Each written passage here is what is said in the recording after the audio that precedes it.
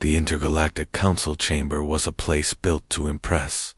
A hollowed asteroid, polished smooth inside and lit by 1,000 glowing panels, floated above the core worlds like a jewel. High arched ceilings stretched so far above that clouds. A vapor drifted in the air, and huge banners of alien empires swayed in the artificial breeze. Holographic stars circled slowly around the walls, showing the power and reach of the Alliance. Captain Riva Morgan of Earth stood alone on the marble-like floor at the chamber's center. Around her, the counselors sat in a half-circle, each on a throne built from the materials of their homeworlds: crystal, metal, stone, or even living vines. Every one of them represented a civilization older, richer, and more advanced than hers. Humanity was young here, small, unproven, but today, none of that mattered, because the Dravok's armada was coming. The Council's senior voice, Counselor Zyrak of the Kaldrith Alliance, leaned forward. He was an insectoid being with armor-like skin, long arms that ended in razor-sharp claws, and segmented eyes that reflected every light in the chamber. His voice was like dry leaves scraping together. "Captain Morgan," he said, "the threat is beyond your species' capacity. The Dravok's armada is not to be engaged. You will stand down." The words echoed in the chamber, final, cold, and sharp as a blade. Riva kept her gaze locked on him. She didn't blink. She didn't move. Her heartbeat was steady, but her stomach tightened. She had read the reports. Hundreds of Dravok's warships were on course for Sol. They weren't coming to negotiate. They weren't coming to occupy. They were coming to burn Earth. Her voice was calm, but every word was a stone thrown into still water. "The Dravok's are heading for my home, my people. Standing down isn't an option." The council chamber shifted with low murmurs. Dozens of alien voices, some a deep growl, others a series of clicks and whistles, blended into a chorus of disbelief. Many counselors glanced at each other with the same expression: pity for a doomed species. Counselor Zyrak tilted his head, the faint glint of amusement in his many eyes. "You will obey council directive. We forbid any human military action. The risk to the Alliance as a whole is unacceptable." For a moment, Riva thought about the human fleet waiting in Sol's orbit, small, underpowered, still being upgraded. Against the Dravok's, they were little more than a speed bump, but they were her speed bump. The quiet in the chamber was heavy. It felt like the weight of the whole galaxy pressing down on her shoulders. Every instinct told her this was the moment where most species obeyed. The moment they bowed to fear. Riva's lips curved into a small, humorless smile. The council said stand down. She turned her back on them, her footsteps ringing against the polished floor as she walked toward the towering chamber doors. She didn't raise her voice, but her words carried to every corner. "Earth," says Makus. The great doors closed behind her with a deep, echoing boom. Outside the chamber, the hallways of the council station were busy with diplomats, aides, and messengers. Reva moved through them without slowing, her mind already on the next step. The council could strip Earth of voting rights. They could send patrols to block her ships. They could send orders to Earth's own representatives to replace her. Let them try. Far below the station's transparent floor panels, the core world's oceans shimmered in silver blue light. This place was the heart of galactic order, the center of political power. But it wasn't her home. Earth was. The moon, Mars, the scattered colonies across soul space. That was the heart she served. The memory of her last transmission from Earth rose in her mind. The face of Admiral Santiago, weathered and stern, looking straight into the camera. "If the council refuses to help, Captain, what then?" she had answered without hesitation. "Then we stand alone." The council might believe the Dravok's were too strong to fight, but Riva knew something they didn't. Humans had never once survived by being passive. They didn't wait for rescue. They became the rescue. As her shuttle lifted from the station's hangar, She looked out at the stars. Somewhere out there, past the glittering lanes of safe hyperspace travel, the Dravox Armada was moving. A fleet that had crushed entire civilizations without breaking formation. A force so feared that even the oldest members of the Alliance avoided direct battle. The thought didn't scare her. It sharpened her. Her shuttle docked with the Iron Resolve, a battlecruiser older than she was. Its metal was scorched from old fights. Its corridors hummed with the sound of overworked engines. The crew saluted as she passed, their eyes bright. Despite the tension, they had heard the Council's order. They had also heard her reply. On the bridge, Commander Leif Halloran turned from the tactical display. Council gave the order. Riva nodded once. Stand down. A pause. Then his grin was all teeth. I'm guessing we're not. Riva stepped forward, looking at the stars through the viewport. We're going to do more than not stand down. We're going to make the Dravox regret ever pointing their ships at Earth. She looked over her shoulder. Prep the fleet. Every ship. Every fighter. We leave orbit within the hour.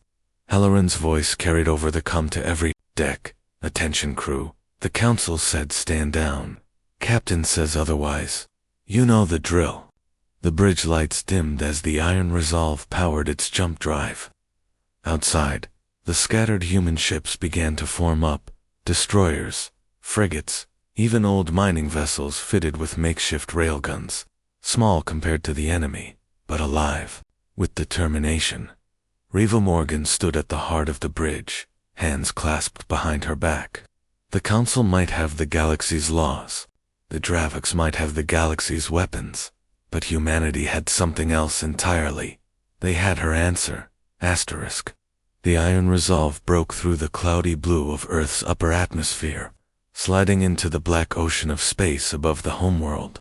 Below, the planet glowed, seas like liquid sapphire, continents bathed in the golden light of evening. From orbit, Earth looked peaceful, safe, untouchable. But Riva Morgan knew better. The Dravox Armada was already on the move, cutting through unclaimed space at terrifying speed. In less than 3 weeks, those ships would be here. The Atlantic defense platform came into view, a massive ring that wrapped around the curve of the Earth like a halo of steel. Its surface was crowded with weapons emplacements, docking bays, and shimmering shield arrays. Even half-finished, it was humanity's greatest defense structure. And right now, it was working around the clock, inside the main command deck. Admiral Santiago stood over a holotable, his broad shoulders hunched, his face lined with fatigue. The faint smell of coffee and machine oil clung to the air. Officers moved quickly between consoles, their voices tight with urgency. Santiago looked up as Riva entered. His expression was a mix of relief and worry. I take it the Council's answer was what we expected. Riva didn't bother to sit. They said stand down. A flicker of anger passed across Santiago's face. Figures. They think it's safer to lose one system than risk a war they might not win. Riva stepped to the holotable. The projection of soul space flickered, the inner planets glowing faint blue, the Dravox approach vector pulsing red. They're not just coming for Earth, she said. They'll burn Mars, Titan, the mining colonies. Everything we've built in Sol will be gone. Santiago's voice hardened. Then we fight, even if we're alone. The next hours blurred into motion. Fleet Command summoned ship captains from every corner of the system. Warships, cargo freighters retrofitted with missile pods, even mining barges welded with armor plating. Humanity didn't have a polished fleet like the old empires of the Alliance. What they had was a patchwork armada of whatever could fly and fire a gun. On the orbital docks, engineers swarmed over hulls, welding plates, swapping out damaged cannons for scavenged alien tech. Fighter pilots ran flight checks in hangars smelling of grease and ozone, and everywhere there was the low hum of fear mixed with something stronger, determination. Commander Leif Halloran stood beside Riva in the viewing gallery overlooking Dock 7. Below them, the Vigilant, a small but heavily armed destroyer, was being loaded with torpedoes. "We can't match their numbers," Halloran said. "And even with the ring's defenses, if they break through," Riva cut in. "That's why we won't let them break through. We hit them first, hard, before they know what we're capable of." Halloran raised an eyebrow. "You mean we bait them?" Riva's gaze stayed on the ships below. "Exactly. We use the moon's shadow. Hide a strike group there. When the Dravoks push in, we split their formation and drag them right into the ring's guns." He gave a slow grin. "That's not a battle plan. That's a knife fight." Riva met his eyes. Humans are good at knife fights. In the training bays, soldiers and marines prepared for boarding actions. They knew the odds. Everyone did. The Dravoks weren't just stronger. They were disciplined, ruthless, and utterly confident in their superiority. Reva walked through the barracks, speaking to them one by one. She didn't give speeches about glory or destiny. She talked about family, about home, about the streets and skies and oceans they were fighting for. She told a young Marine from Lagos, whose hands shook as he loaded his rifle, that fear was natural, and that courage was what you did while you were afraid. Night fell over Earth. Though in orbit the stars burned unchanged. Reva stood alone on the Iron Resolve's bridge, watching the thin curve of the planet's horizon glow with sunrise. Her com pinged. It was Santiago, Weave. The moon hung silent and pale against the black, its craters and ridges painted silver by sunlight. In the shadowed half, far from Earth's glow, humanity's fleet gathered like a swarm of steel insects. From the Iron Resolve's bridge, Captain Riva Morgan studied the tactical holomap hovering between her and Commander Leif Halloran. Dozens of blue icons, human ships clustered in the moon's shadow. Far beyond them, the red arrow of the Dravok's approach pulsed like a heartbeat. "We need them inside the kill zone," Reva said, her voice steady. "The ring's guns are powerful enough to break their hulls, but only if they're close and exposed." Halloran frowned, arms crossed. "And they'll never get close if they think we're ready for them." Riva pointed to the moon's surface. "That's why we hide here. When they arrive, we send a decoy fleet forward, small, loud, and just vulnerable enough to make them chase." Halloran's eyes narrowed as the idea took shape in his mind. "Draw them in, split their formation. Then the ring rips them apart." Riva nodded. "Exactly. But it's not just about bait.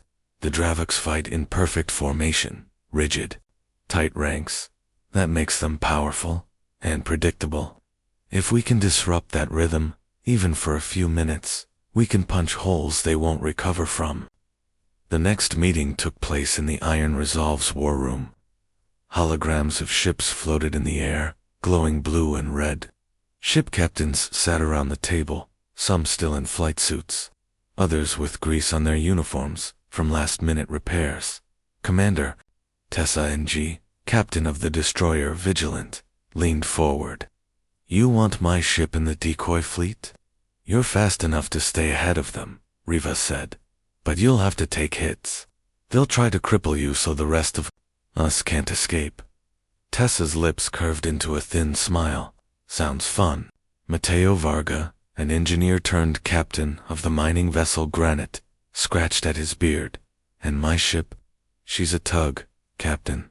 She's not built for running or fighting." Riva turned to him. "No, but you've got the biggest gravwell generator in the fleet.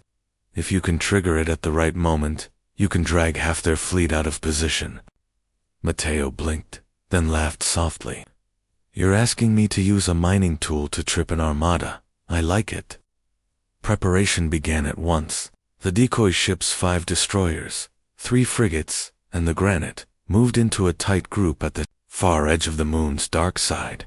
They would be the spark dot inside the Iron Resolve. The crew worked in a quiet storm of focus. Weapons crews ran endless checks on torpedo bays and railgun coils. Pilots sat in their cockpits, helmets in their laps, reviewing the plan again and again until it became instinct. The air smelled faintly of coolant and metal. the scent of warships everywhere. Riva walked the decks, speaking to her crew.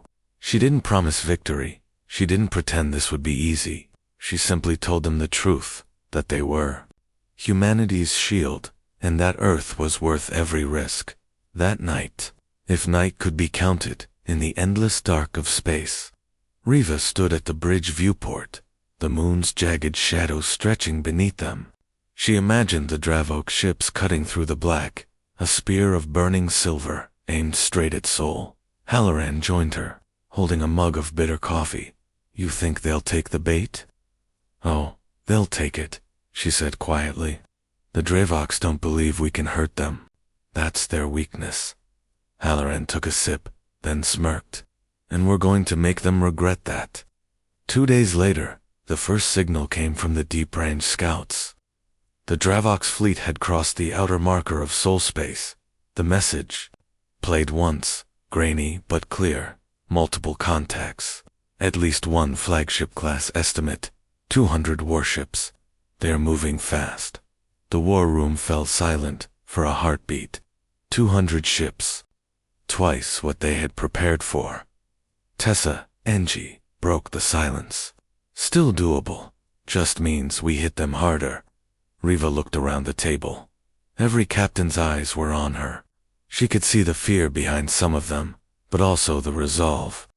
"The council thinks this is suicide," she said. "The Dravoks think it's a clean sweep. They're both wrong. We fight for Earth, for Mars, for every colony flying our flag. We fight because we don't know how to quit. And when they see what we can do, they'll remember it for the rest of their history."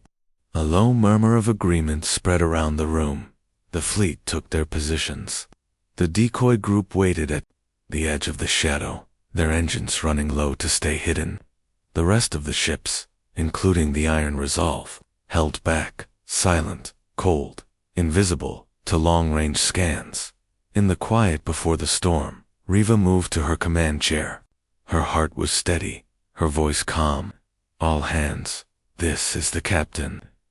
In a few hours, we will face the most dangerous enemy humanity has ever met. They think we'll break. They think we'll run. Show them they're wrong." Outside, the moon turned slowly, its dead surface indifferent to the drama unfolding above.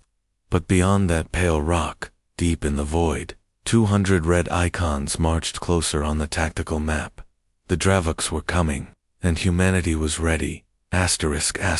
The blackness of space was calm, almost beautiful, but on the tactical display of the Iron Resolve, that beauty was about to shatter. 200 red icons marched closer, a wall of burning light. The Dravok's armada had arrived. From the moon's shadow, the decoy fleet floated in silence. 5 destroyers, 3 frigates, and the granite looked small against the emptiness. Inside each ship, crews sat strapped in, hands on controls, waiting for the signal. Engines were cold, weapons on standby. Every heartbeat felt like a drumbeat in the dark. Captain Tessa, Angie, of the Vigilant, kept her eyes on her screen. Her ship was the lead bait. If the Dravoks ignored them, the plan would fail before it began. If the Dravoks took the bait, they'd be in the fight of their lives. On the Iron Resolve, Captain Riva Morgan leaned over the tactical table. The enemy formation was perfect. A spear of silver ships, tight lines, no wasted movement. In the center, the largest icon pulsed. Read the flagship. The Planet-Cracker. Commander, Halloran stood beside her. They're almost in range of the decoy fleet. Riva's jaw tightened. "Send the signal." A burst of encrypted light flashed from the moon's surface, the only sign that the hunt had begun. Tessa's voice cut through the comms. "All right, people, let's make them angry." The decoy ships lit their engines, swinging out from the moon's shadow in a sudden blaze of blue light. At the same time, their cannons opened fire, not at the main fleet, but at the Dravok supply ships on the outer flank. Explosions bloomed against the darkness, tearing through fuel pods and cargo bays. The Dravok's response was instant. Their spear formation rippled, then broke as dozens of ships swung toward the smaller attackers. Bright green lances of plasma fire streaked across the void. The decoy ships scattered, engines flaring hard. On the granite, Captain Mateo gripped the edge of his chair. His mining tug shook as enemy fire skimmed past. We're just a tug. Why are they shooting at us first? His engineer, hands flying over controls, didn't look up. Because you're slow and ugly, Captain. They think you'll be the first to die. Mateo grinned through the tension.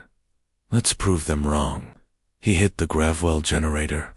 Space itself seemed to bend around the granite, and 3 Dravok ships behind them wobbled out of formation, their flight paths warping as if caught in a whirlpool.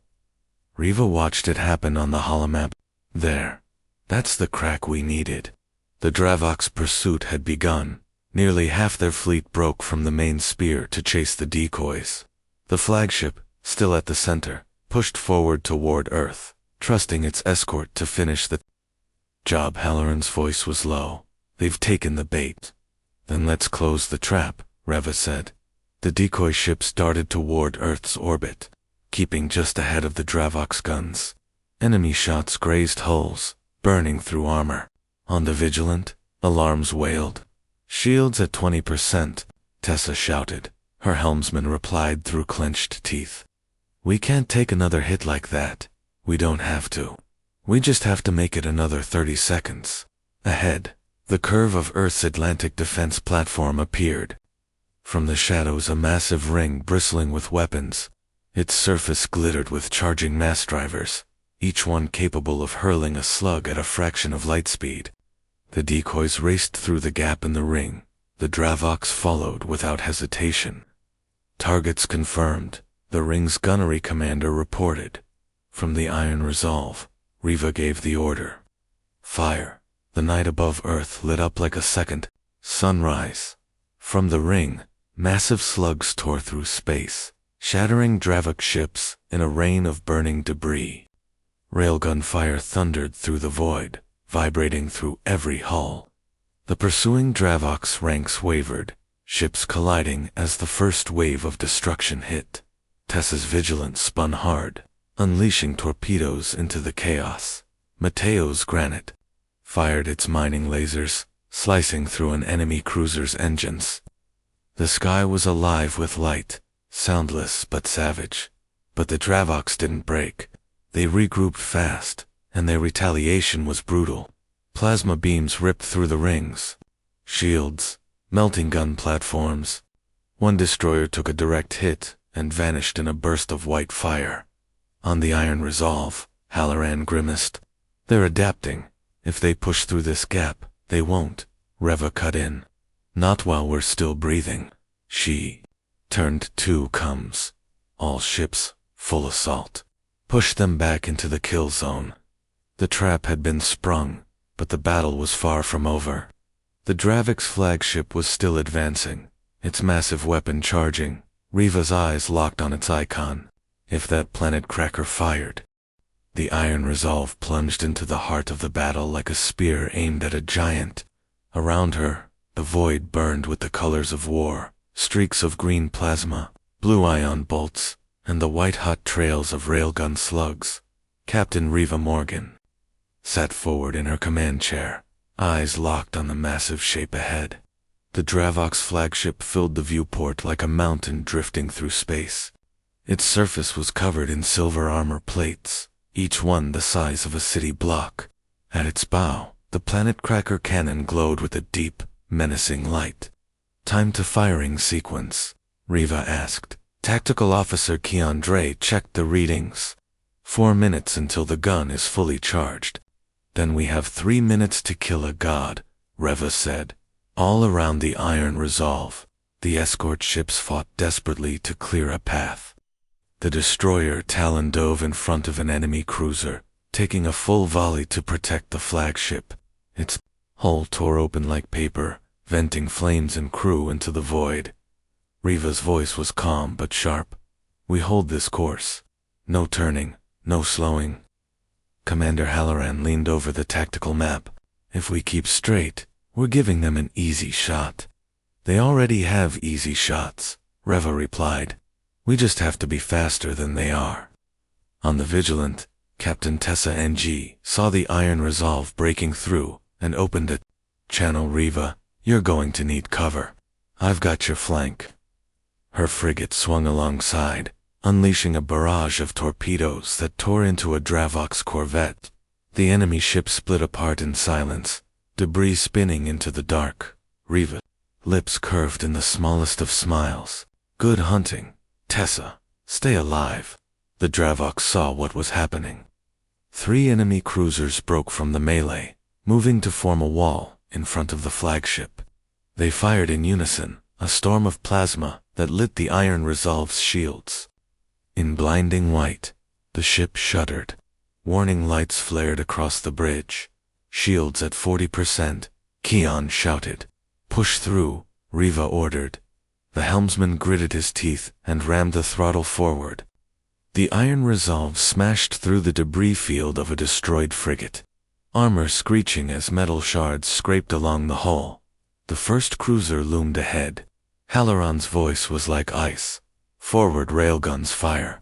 Twin slugs roared from the bow, hitting the cruiser dead center.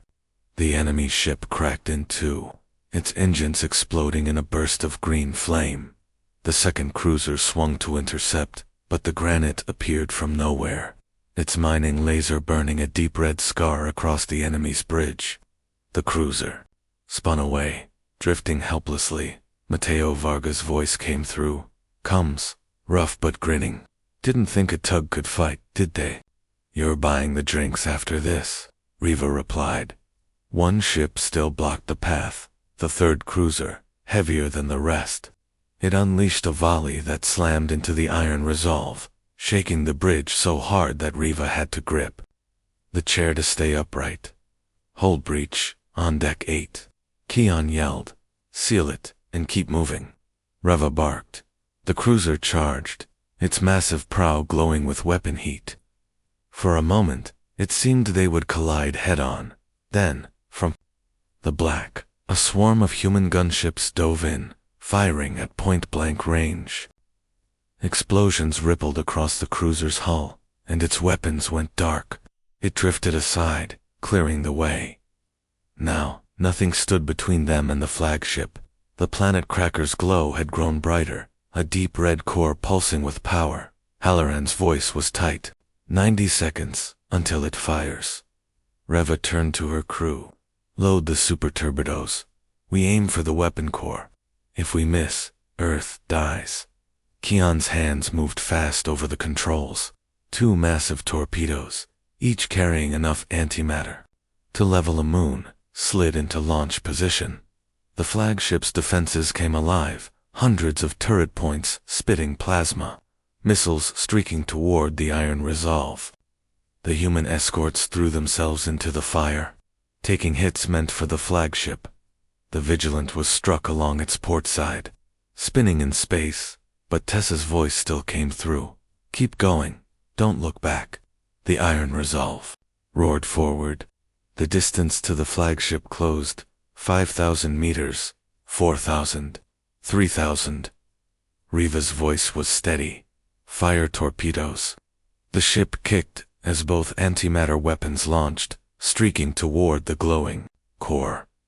Enemy flak filled the void, detonating one torpedo in a brilliant flash. The second kept going, weaving through the storm. On the bridge, every breath stopped. The torpedo hit the cannon's mouth. For a heartbeat, nothing happened. Then the front of the Dravox flagship erupted in a blinding white explosion. Armor plates tore free. The red glow of the weapon snuffed out like a candle. Cheers erupted across the bridge, but Reva didn't smile. Her eyes stayed on the massive ship. It's still moving, Halloran said in disbelief. The Dravox flagship, wounded but not dead, began to turn toward Earth. They're not done, Reva said quietly, and neither are we.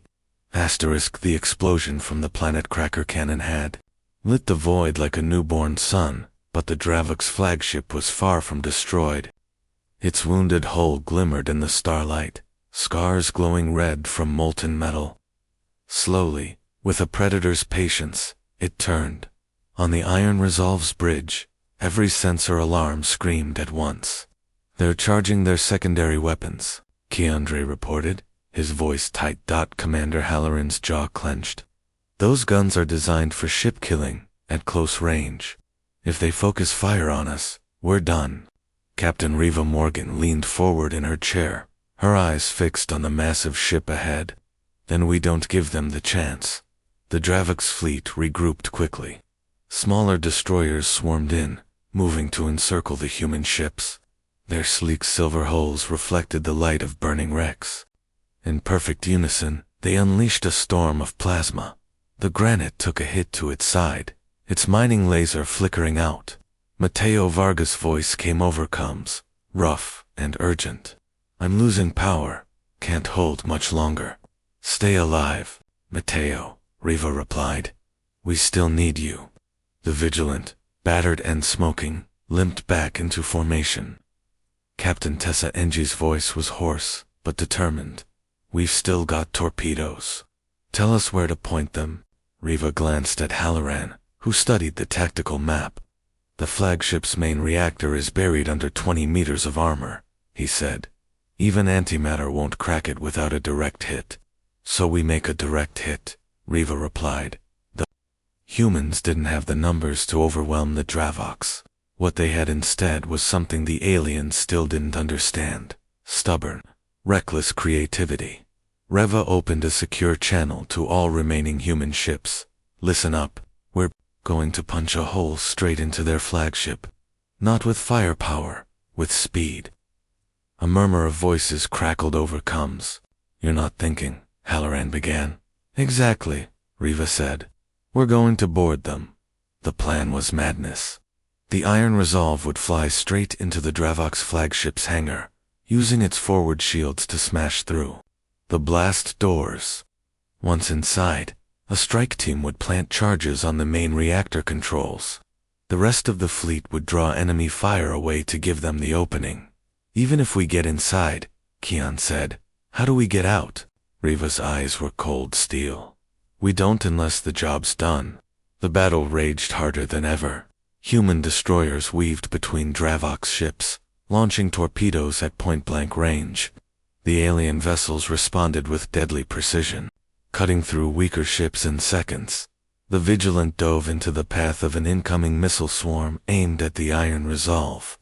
The explosion tore through her hull, and Tessa's final words crackled through the static. "Finish it, Reva." The loss burned through Reva's chest, but she pushed the grief aside. There was no time. The Dravok's flagship's hangar loomed. Ahead, massive doors glowing from defensive shield generators.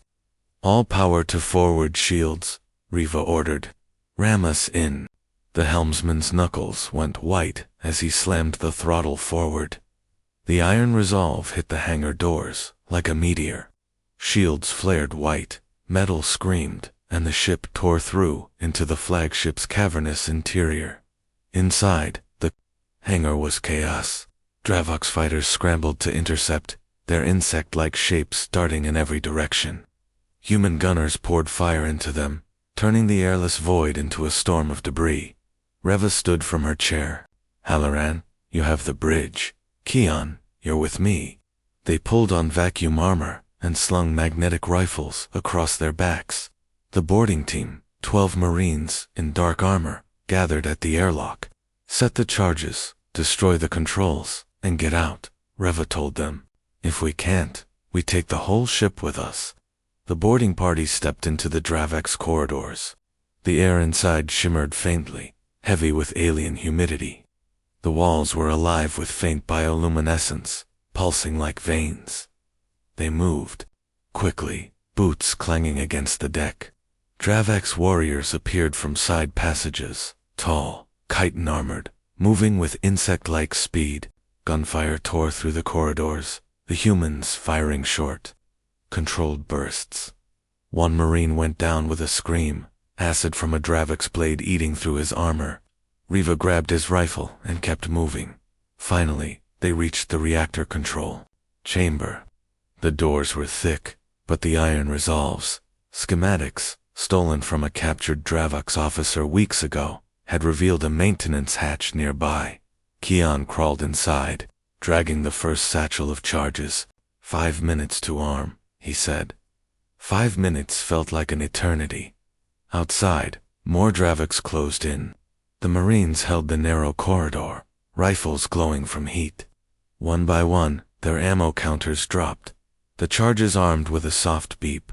Keon looked at Reva. It's ready. We just have to get...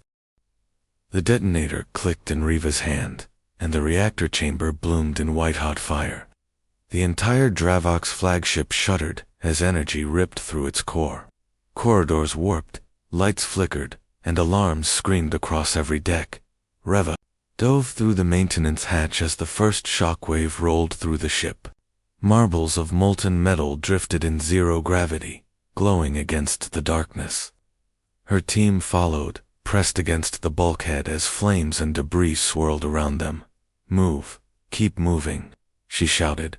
Above them, the human fleet watched, in awe and terror. Sensors went wild.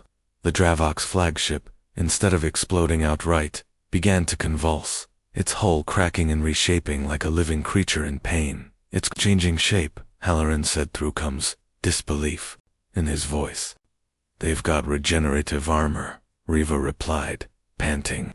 It's absorbing the blast. The humans had expected destruction. They hadn't expected adaptation. In the corridors, the boarding party faced renewed threats. Dravox warriors poured from hidden compartments, their mandibles clicking in rage. The Marines fired with precision, but every corner held another attacker. Reva's rifle roared, cutting through the first wave. Beside her, a young Marine, Jinbo, ducked a plasma slash that scorched the wall beside him. Captain, we need an exit, he shouted. Keep moving. Follow me. Reva barked. The iron resolve had backed away, waiting for the chaos to unfold. The rest of the human fleet, battered and scarred, kept the remaining Dravox at bay. Tessa's Vigilant had been repaired in minutes using emergency thrusters and spare modules. A testament to human ingenuity under fire. They're not expecting this, Matteo said over Comes from the granite. They thought they had us trapped. Good, Reva muttered. Let's keep it that way. Deep inside the flagship, the boarding team reached the emergency access shaft leading to the upper hangar. The ship trembled violently as the reactors surged again. The walls pulsed, a mix of alien energy and molten metal. Reva glanced back at her team, ready for the jump. They nodded, faces tight with fear and determination. 3, 2, 1. They launched through the shaft, using magnetic boots to stick to the curving surfaces. Outside, the void of space spread before them.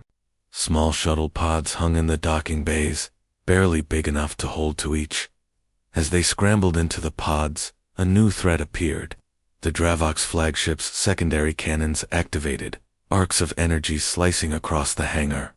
A pod exploded nearby, flames licking at the hull. Reva gritted her teeth. Go, go, go. Pods rocketed away, weaving through fire and wreckage. Behind them, the flagship convulsed, its regenerative armor splitting and twisting unpredictably. The ship seemed alive, and its wrath was not yet sated. Outside, the human fleet adjusted. Reva's plan had always relied on precision, but now improvisation was the only path. Matteo triggered a second gravwell, spinning 3 pursuing Dravox cruisers into collision courses with one another. Sparks flew as metal slammed into metal. It's working, Tessa said, through Comes, eyes wide. The bastards are falling apart. Good, Reva replied. Keep them busy. Don't let them regroup. The flagship's central cannon glowed again, but something unexpected happened. The energy pulse recoiled internally, striking the hull and forcing a vent of plasma straight into its own superstructure. It's feeding on itself, Halloran said, dumbfounded. Reva's mind raced. They built a weapon too big for them to control. Now it's unstable. Her team in the pods cheered, relief cracking their tense faces. They weren't out of danger, But the tide had turned. Human ingenuity and audacity had done what raw strength could not. While the Dravox counted on overwhelming numbers, the humans had used creativity, unpredictability, and the willingness to risk everything. From the bridge of the Iron Resolve, Reva watched as the flagship's hull ruptured. Massive cracks spread across its surface. Secondary explosions rippled like thunder through space. The smaller Dravox ships, seeing their leaders collapse, began to retreat, many of them damaged beyond repair. "They're pulling back," Tessa shouted, joy breaking through the static. "Not fast enough," Reva said. "We finish this before they regroup." The final moments were a blur. The human fleet pressed forward, launching coordinated strikes into crippled ships. The flagship, its energy core unstable, began to break apart in slow motion. Pieces of alien metal drifted away, spinning through the void like a deadly meteor storm in the boarding pods. Reva's team watched, awe and exhaustion in equal measure. Jinbo, panting, whispered, We actually did it." Reva shook her head, voice soft but firm. "No, we made them do it. They couldn't control their own weapon. Humans didn't break. They did. And that's why we survive." When the dust of battle cleared, Earth hung silent and whole in the distance, its blue oceans untouched by alien fire. The human fleet, battered, scorched, and bleeding, floated, victorious.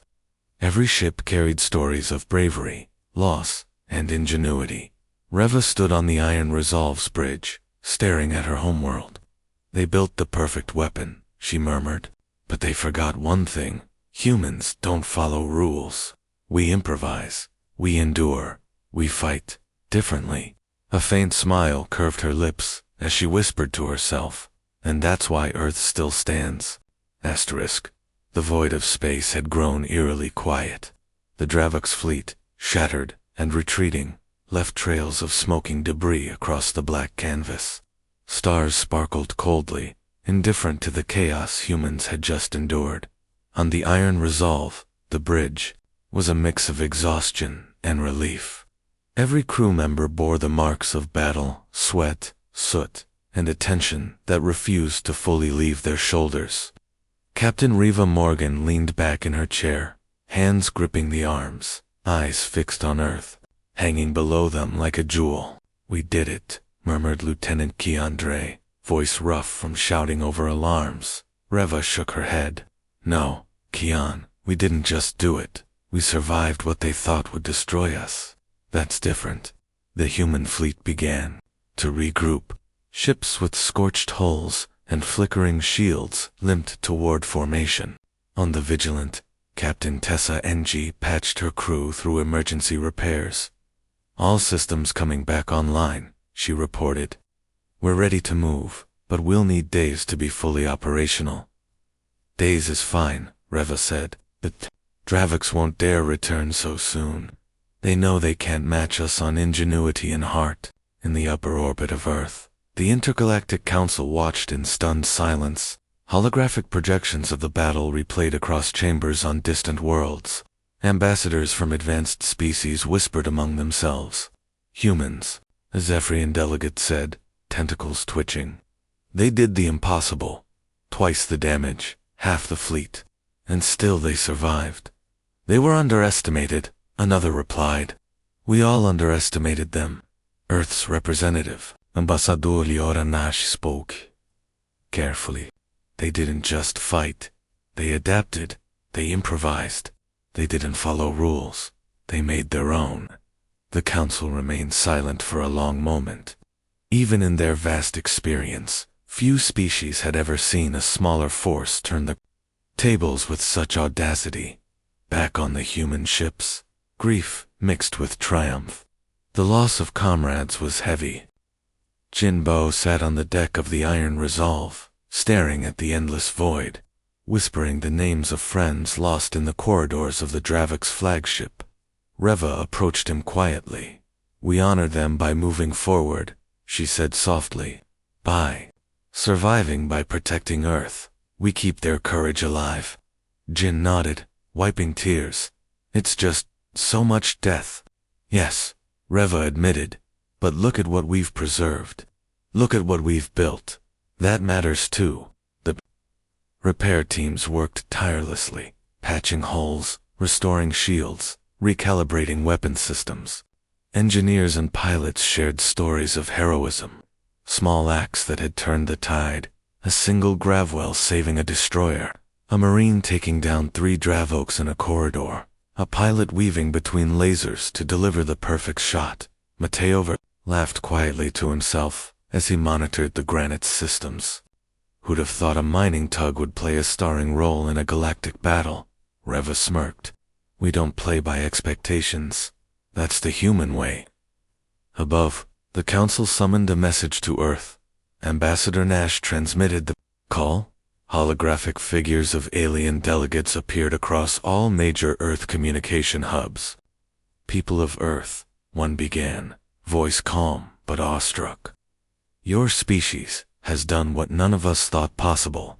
You have survived a fleet twice your size, outsmarted one of the deadliest weapons in known space, and shown courage and ingenuity that cannot be measured. Humanity, F. Yeah. Reva's crew exchanged stunned glances. Laughter, cheers, and tears broke out across the fleet. For the first time in a long time, humans allowed themselves a moment of triumph, of victory, not only of skill, but of spirit. In the days that followed, human ships repaired and resupplied. The Dravok's threat receded into the distance, nursing their wounds and reconsidering their strategy. But humans had gained more than victory. They had earned respect, fear, and cautious admiration from species that had once looked down on them. Reva stood again at the bridge viewport, Earth glowing beneath them. The scars of battle were visible in orbit, twisted wreckage drifting silently, but the planet was whole. She allowed herself a long, deep breath. We didn't just survive, she said quietly to Halloran beside her. We proved we belong in this galaxy, not as underdogs, but as equals. Halloran nodded, eyes on the distant stars, and they'll remember it. Every species that doubted us, every